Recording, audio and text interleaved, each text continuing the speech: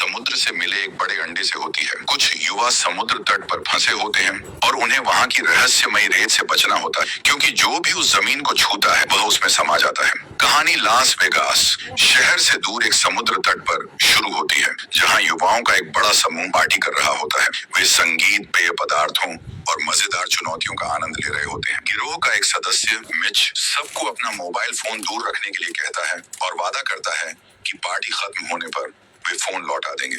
इस बीच वेंस और गिलबर्ट को आग जलाने के लिए लकड़ियां इकट्ठा करने भेजा जाता है। जब वे लौटते हैं तो वे बताते हैं कि उन्हें एक विशाल और अजीब चीज मिली है। उस अजीब चीज का आकार डरावना होता है। जब वे उसे देखते हैं तो डर जाते हैं, लेकिन बाकी युवाओं को इसकी परवाह नहीं होती और वे अपनी पार्टी जारी रखते हैं। सुबह होते ही उत्सव खत्म हो जाता है। कुछ युवा थकान के कारण वहीं रुक जाते हैं। पार्टी के दौरान कायली और मिच एक नाव लाइफ बोट में जागते हैं और घर जाने का फैसला करते हैं। जैसे ही वे टावर से नीचे उतरने वाले होते हैं, कायली देखती है कि एक छोटा पक्षी जमीन में फंस गया है। कुछ ही सेकंड में रेत उसे पूरी तरह निगल लेती है। तभी बाकी समूह भी जाग जाता है। चंदा देखती है कि उसकी दोस्त मार्शा अभी भी लकड़ी की मेज पर बेहोश पड़ी है, लेकिन वे सब साथ निकलना चाहते हैं, इसलिए चंदा उसे जगाने की कोशिश करती है। मार्शा जाग जाती है, लेकिन जैसे ही वह जमीन पर पैर रखने वाली होती है, कायली उसे चेतावनी देने की कोशिश करती है कि रेत में कुछ अजीब है, लेकिन मार्शा कायली की बात नहीं सुनती। जैसे ही वह मेज से उतरती है, उसके पैर अचानक फंस जाते हैं, जैसे किसी ने उसे पकड़ लिया हो। वह घबरा जाती है और समझ नहीं पाती कि उसके साथ क्या हो रहा है। वह अपने हाथों से खुद को छुड़ाने की कोशिश करती है, लेकिन इससे हालात और बिगड़ जाते हैं। धीरे धीरे रेत उसे निगलने लगती है और वह डर से जोर जोर से चिल्लाने लगती है। वेंस चिंतित होकर अपनी दोस्त को बचाने के लिए भागता है, लेकिन जैसे ही वह उसके पास जाने की कोशिश करता है, वह खुद भी गिर जाता है और रेत में फंस जाता है। सभी युवा घबरा जाते हैं और वेंस को बचाने का तरीका खोजने लगते हैं। दूसरी तरफ वेंस मदद के लिए चिल्लाता रहता है। मैं जल्दी से एक लाइफ राफ्ट जीवन रक्षक बेड़ा वेंस की ओर फेंकता है और उसे पकड़ने के लिए कहता है, लेकिन वेंस अब हिल नहीं सकता। कुछ ही पलों में उसका चेहरा रेत में समा जाता है और फिर पूरा शरीर भी उसमें चला जाता है। यह देखकर बाकी सभी डर जाते हैं। वे समझने की कोशिश करते हैं कि नीचे क्या हो रहा है और वे वहां से कैसे भाग सकते हैं। घबराए हुए रोनी को शक होता है कि यह समुद्र तट सरकार द्वारा किए गए किसी अजीब वैज्ञानिक प्रयोग या जहरीले रसायनों के असर से प्रभावित हो सकता है। जोएन को लगता है कि रोनी की बात सही नहीं हो सकती। वह मानता है कि यह किसी तरह का हादसा हो सकता है, जिसमें ऐसी कोई चीज हो जो इंसानी त्वचा को घुला सकती है। वह सोचता है कि अगर वे रेत को खोदने में सफल हो जाते हैं तो शायद वेंस को बचाया जा सकता है, लेकिन चंदा सुझाव देती है कि उन्हें पुलिस को फोन करके मदद मांगनी चाहिए। ये सुनकर गिलबर्ट कहती है कि उनके मोबाइल फोन अभी भी काम कर रहे होंगे और पूछती है कि वे कहाँ हैं। लेकिन समस्या यह थी कि मिच ने सभी के मोबाइल कार की डिग्गी में रख दिए थे और कार की बैटरी रात भर हेडलाइट्स जलने की वजह से खत्म हो गई थी। इस बीच कायली सीढ़ी के किनारे जाती है और जैसे ही वह अपना हाथ जमीन के करीब लाती है, वह रेत में अनगिनत टेंटाकल्स, लंबे डरावने सूंड जैसे हाथ देखती है। ये टेंटाकल्स किसी भी जीवित चीज को पकड़ने की कोशिश कर रहे थे। उसी समय गिलबर्ट जागता है और पाता है कि वह एक धातु के बैरल बड़े ड्रम के अंदर बंद है। उस बैरल के ऊपर कुछ अजीब और डरावने चित्र बने हुए थे, जिससे उसे और भी ज्यादा डर लगने लगता है। ये सब देखकर गिलबर्ट बहुत गुस्सा हो जाता है और दोस्तों से कहता है कि उसे इस बैरल से बाहर निकालें। वह खुद को आजाद करने की कोशिश करता है, लेकिन बाकी लोग उसे रोकते हैं और चेतावनी देते हैं कि अगर वह बाहर निकला तो रेत उसे भी निगल लेगी। जब गिलबर्ट को अपने दो दोस्तों की मौत के बारे में पता चलता है तो वह बहुत निराश हो जाता है और खुद को शांत करने की कोशिश करता है। मिच उसे समझाता है कि कुछ घंटों में समुद्र का ज्वार बढ़ेगा, जिससे वह सुरक्षित बाहर निकल सकेगा। कायली को मिच की इस बात पर शक होता है और वह उससे सवाल करती है कि क्या ज्वार सच में इतना बढ़ेगा कि गिलबर्ट को बचाया जा सके। मिच धीरे से कहता है कि उसने सिर्फ गिलबर्ट को हिम्मत देने के लिए ऐसा कहा था, ताकि वह घबराए नहीं। घंटों बीत जाते हैं, लेकिन सभी युवा अभी भी समुद्र तट पर फंसे हुए होते हैं। ये समझ नहीं आता कि वे इस डरावनी स्थिति से कैसे बचें। सूरज की तेज रोशनी में वे सभी बुरी तरह जल रहे थे, क्योंकि उनके पास लाइफ बोट तक पहुंचने का कोई तरीका नहीं था। कायली डिब्बों की जांच करती है और माचिस की एक डिब्बी पाती है, जिसे वह किसी आपात स्थिति के लिए बचाने का फैसला करती है। वह कुछ सनस्क्रीन भी उठाती है और जल्दी से अपने दोस्तों को देती है, जो वाहन में फंसे हुए हैं, ताकि वे खुद को सूरज की गर्मी से बचा सकें। युवा लोग घटनाओं का विश्लेषण करते हुए पिछली रात को याद करने लगते हैं। कायली बताती है कि पार्टी में शामिल सभी लोग समुद्र तट पर ही थे। इस बिंदु पर समूह को एहसास होता है कि बाकी सभी लोग पहले ही रेत में समा चुके हैं। केवल उनका सामान पीछे रह गया है। जॉन गिलबर्ट को सनस्क्रीन देता है क्योंकि वह लगातार धूप में जल रहा था। इसके बाद कायली समुद्र तट का अवलोकन करती है और देखती है कि वेंस और गिलबर्ट द्वारा लाई गई विशाल वस्तु अब नष्ट हो चुकी है। यह देखकर युवाओं को एहसास होता है कि वह कोई विशाल विदेशी एलियन अंडा हो सकता है जो तब फूटा जब सभी सो रहे थे। ये सुनकर गिलबर्ट हताश हो जाता है और बैरल पर झूलने लगता है, लेकिन कायली उसे शांत करती है और कहती है कि यह जीव शायद अभी पूरी तरह विकसित नहीं हुआ है, इसलिए उनके पास बचने का मौका है। उन्हें यह पता लगाना होगा कि यह राक्षस कितनी दूरी तक हमला कर सकता है। कायली एक सॉसेज का पैकेट उठाती है और उसमें से एक टुकड़ा दूर फेंक देती है। जैसे ही वह जमीन को छूता है, रेत उसे तुरंत निगल लेती है। कायली सुझाव देती है कि वे इस प्रक्रिया को दोहराते रहें जब तक कि उन्हें वह सीमा न मिल जाए जहां तक यह प्राणी हमला कर सकता है। मिच एक और सॉसेज फेंकने की कोशिश करता है, लेकिन तभी एक सीगल समुद्री पक्षी उसे लपक लेता है और गिलबर्ट के सामने ही उसे खाने लगता है। गिलबर्ट इससे नाराज हो जाता है क्योंकि उसे लगा था कि वे आखिरी सॉसेज फेंकने से पहले कुछ और परीक्षण कर पाएंगे। कायली अपने दोस्त से कहती है कि इसे दूसरी दिशा में फेंक कर कोशिश करें। ऐसा करने पर वे आखिरकार उस सीमा को ढूंढ लेते हैं जहां तक टेंटेकल्स, राक्षसी सूंडे नहीं पहुंच सकते। ये देखकर सभी को थोड़ी राहत मिलती है, लेकिन चंदा उन्हें याद दिलाती है कि इससे कोई फायदा नहीं होगा। वह कहती है कि सुरक्षित जगह बहुत दूर है और उनके पास वहां तक पहुंचने का कोई सुरक्षित रास्ता नहीं है।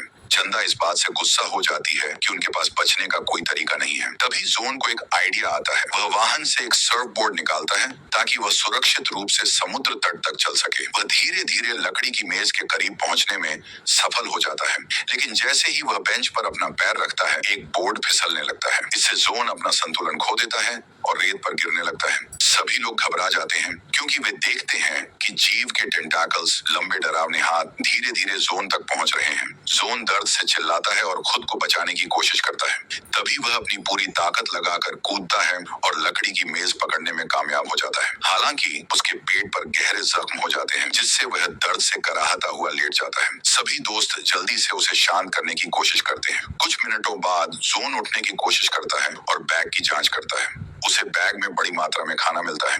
जब वह सारा खाना इकट्ठा कर रहा होता है तो गलती से एक केला नीचे गिर जाता है। जब जोन उसे उठाने के लिए झुकता है तो वह देखता है कि किसी कारण से टेंटाकल्स केले को पकड़ नहीं पाए। उसे याद आता है कि जहां पिछली रात आग जलाया गया था, वहां यह जीव नहीं आया था। इसका मतलब है कि आग ही एकमात्र चीज है जो इस राक्षस को रोक सकती है। ये सोचकर जोन बिना किसी खतरे के जमीन पर कदम रखता है, लेकिन तभी उसे महसूस होता है कि उसके घाव फिर से खुल रहे हैं, जिससे वह और ज्यादा कमजोर और हताश हो जाता है। कायला देखती है कि जोन की हालत बिगड़ रही है, इसलिए वह उसे शांत करने की कोशिश करती है। वह कहती है कि उसे समूह के बाकी लोगों के लिए कुछ खाना फेंकना चाहिए ताकि वे भूखे न रहें। जोन अपनी तकलीफ के बावजूद जमीन पर खड़े रहने की कोशिश करता है और अपने दोस्तों की ओर खाने के पैकेट फेंकता है, लेकिन जैसे ही वह मिच की ओर एक पेय ड्रिंक कैन फेंकने वाला होता है, उसे महसूस होता है कि उसके घाव फिर से खुल रहे हैं। वह तेज दर्द से कराह उठता है और उसके हाथ से कैन अचानक जमीन पर गिर जाती है। जोन की हालत और बिगड़ जाती है, जिससे वह तेज दर्द में लकड़ी की मेज पर गिर जाता है। तभी मामला और भी ज्यादा बिगड़ने लगता है। रेत के टेंटाकल्स, लंबे डरावने हाथ बोर्डों को दूर धकेल देते हैं, जिससे जोन पूरी तरह गिर जाता है। उसी समय दूसरे टेंटाकल्स वाहन, कार पर हमला कर देते हैं, जिससे सभी टायर फट जाते हैं। अब युवाओं के लिए वहां से भागना असंभव हो जाता है। मिच सोचता है कि अगर वे सेलफोन, मोबाइल निकालने में कामयाब हो जाएं, तो वे मदद के लिए कॉल कर सकते हैं। इसलिए चंदा रोनी से कार का ट्रंक डिग्गी खोलने के लिए कहता है। रोनी कार के बम्पर पर संतुलन बनाते हुए ट्रंक तक पहुंचने की कोशिश करती है, जहां सभी मोबाइल रखे हैं। अपनी योजना शुरू करने से पहले रोनी चंदा से कहती है कि उसने एक अलविदा पत्र लिखा है। अगर उसे कुछ हो जाता है तो चंदा को बहुत सावधानी से वह पत्र उसकी माँ को देना होगा। चंदा रोनी को पकड़कर सहारा देता है। रोनी कार के बम्पर पर संतुलन बनाकर ट्रंक को खोलने में सफल हो जाती है, लेकिन समस्या यह होती है कि हर बार जब वह इसे पूरी तरह खोलने की कोशिश करती है तो वह फिसल जाती है और ट्रंक फिर से बंद हो जाता है। फिर भी वे हार नहीं मानते और बार बार इसी रणनीति को दोहराने की कोशिश करते हैं, लेकिन तब तक कोई फायदा नहीं होता जब तक कायला को एक अच्छा विचार नहीं आता। वह लाइफ सेविंग हुक, बचाव के लिए इस्तेमाल होने वाला लंबा डंडा लेकर रोनी को पकड़ने में मदद करती है। इसके बाद रोनी एक बार फिर ट्रंक डिग्गी खोलने में सफल हो जाती है। तभी अचानक एक पुलिस कार वहां आ जाती है। पुलिस अधिकारी गुस्से में कहता है कि समुद्र तट बंद है और उन्हें यहाँ नहीं रुकना चाहिए। लेकिन कायला उसे समझाने की कोशिश करती है कि रेत के नीचे एक खतरनाक जीव है और उसे कार से बाहर नहीं निकलना चाहिए। वह पुलिसकर्मी से गुजारिश करती है कि वह कार में ही रहे, क्योंकि यही उसके सुरक्षित रहने का एकमात्र तरीका है। उसी समय गिलबर्ट पुलिसकर्मी से राष्ट्रीय गार्ड सेना को बुलाने की विनती करता है, क्योंकि यह समुद्र तट अब पूरी दुनिया के लिए खतरा बन सकता है। लेकिन समस्या यह थी कि पुलिस अधिकारी को लगता है कि युवाओं ने कोई नशे वाला रसायन ले लिया है। वह उनकी बातों पर भरोसा नहीं करता और कार से बाहर निकल जाता है। लेकिन उसके मजबूत जूतों की वजह से वह रेत में नहीं फंसता और आराम से घूमने लगता है। टेंटकल्स चुपचाप उसका पीछा करते हैं और उसे पकड़ने की कोशिश करते हैं, लेकिन उसे इसका एहसास नहीं होता। फिर वह जमीन पर पड़े जोन के शरीर को देखता है, जो अब खतरनाक संक्रमण, घाव और बीमारी की वजह से बेहद कमजोर हो चुका है। दूसरी तरफ रोनी का हाथ अब भी कार में फंसा हुआ है। वह गिलबर्ट को धातु के बैरल से बाहर निकालने की कोशिश करता है, लेकिन गिलबर्ट बहुत भारी होता है और वह खुद को छुड़ा नहीं पाता। जब उसे एहसास होता है कि कोई भी उसकी मदद नहीं कर सकता, तो वह कायला और मिच को लाइफगार्ड स्टेशन से नीचे आने के लिए कहता है, ताकि वे कुछ सवालों के जवाब दे सकें। लेकिन हताश कायला समझाने की कोशिश करती है कि कुछ लोग घायल हैं, कुछ बीमार हैं और कुछ पहले ही मर चुके हैं, इसलिए उन्हें जल्द से जल्द यहाँ से निकलना होगा। फिर भी पुलिसकर्मी उनकी बात अनसुनी कर देता और उन्हें अपने पास आने के लिए कहता है। जब कायला और मिच रेत पर जाने से इनकार कर देते हैं, तो पुलिसकर्मी गुस्से में आकर अपना मिर्च स्प्रे निकालता है ताकि उन्हें मजबूर कर सके। लेकिन तभी वह एक चीज गिरा देता है और उसे उठाने के लिए रेत पर झुकता है। उसी समय एक टेंटाकल राक्षसी आकृति उसका हाथ पकड़ लेता है और उसे जमीन के अंदर खींचने लगता है। वह खुद को छुड़ाने की कोशिश करता है और मिर्च स्प्रे का इस्तेमाल करता है, जिससे वह छूट तो जाता है, लेकिन तब तक बहुत देर हो चुकी होती है, क्योंकि उसका हाथ पहले ही उस प्राणी द्वारा निगल लिया जाता है।